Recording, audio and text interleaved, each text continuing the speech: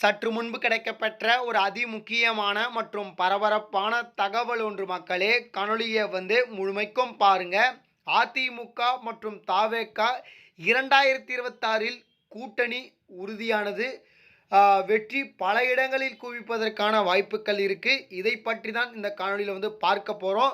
அதாவது தாவேக தலைவர் விஜய் அவர்கள் அதிமுகவுடன் கூட்டணியை அதிகாரப்பூர்வமாக அறிவித்து விட்டாரா, அது மட்டும் இல்லாமல் இதில் கூட்டணியே கிடையாதா அப்படின்றத பற்றி பார்ப்போம்.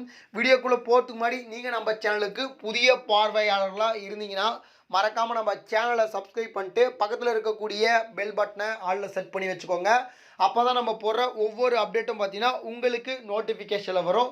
இப்போ வாங்க வீடியோக்குள்ளே போயிடலாம். அதாவது ஒவ்வொரு கட்சிகளும் பார்த்தீங்கன்னா தான் கட்சிகள் வெற்றி பெற வேண்டும் அப்படின்னு சொல்லிட்டு மும்புறம் காட்டி வரக்கூடிய இந்த ஒரு சூழ்நிலையில் பார்த்தீங்கன்னா 2026 சட்டமன்ற தேர்தல் வருவதற்கு இன்னும் 5-6 மாத காலங்களே இருக்கக்கூடிய இந்த ஒரு வேளையில் பார்த்தீங்கன்னா எல்லா கட்சியும் கூட்டணி தொடர்பான ஒரு ஆலோசனையும் பேச்சுவார்த்தையும் போயிட்டு இருக்கக்கூடிய இந்த ஒரு சூழ்நிலையில் அதிமுக மற்றும் தாவேக கூட்டணியில் வருமா, கூட்டணி பங்கு பெறுவார்களா, கூட்டணிக்கு வருமா இல்லையா அப்படின்னு சொல்லிட்டு ஏகப்பட்ட எதிர்பார்ப்புகள் மக்களிடையே பார்த்தீங்கன்னா இருக்கிறது. குறிப்பாக அதிமுக வினர்கள் பார்த்தீங்கன்னா விஜய் எதிர்பார்த்து காத்துட்டு இருக்காங்க. இந்த ஒரு சூழ்நிலையில் பார்த்தீங்கன்னா விஜய் அவர்கள் கரூர் துயர சம்பவத்தில் இருப்பதன் காரணமாக எந்த ஒரு முடிவுகளையும் தற்பொழுது அறிவிக்காமல் இருக்கிறார். ஆனால் பார்த்தீங்கன்னா தற்பொழுது விஜய் அவர்கள் பார்த்தீங்கன்னா கட்சியில் அதாவது பார்த்தீங்கன்னா இந்த அரசியலில் ஒரு மாதம் கழித்து மும்புறமாக இறங்கியிருக்கிறார்.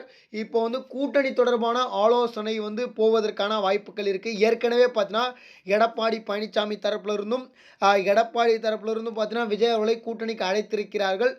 அது மட்டும் இல்லாமல் பார்த்தீங்கன்னா விஜய் அவர்கள் இந்த 2026 அதிமுகவுடன் கூட்டணிக்கு வரலன்னா மிகப்பெரிய பின்வழிவுகளையும் சந்திப்பதற்கான வாய்ப்பு இருப்பதாக சொல்லப்படுகிறது. காரணம் என்ன அப்படின்னு சொல்லிட்டு பார்க்கும் பொழுது கரூர் சம்பவத்தில் விஜய் அவர்கள் ஏற்கனவே பல இடங்களில் மாட்டியிருப்பார்.